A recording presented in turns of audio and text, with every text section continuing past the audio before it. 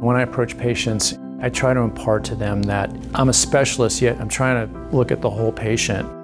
My name is Doug Mackenzie. I'm a plastic surgeon here at Ascension Saint Thomas, Rutherford.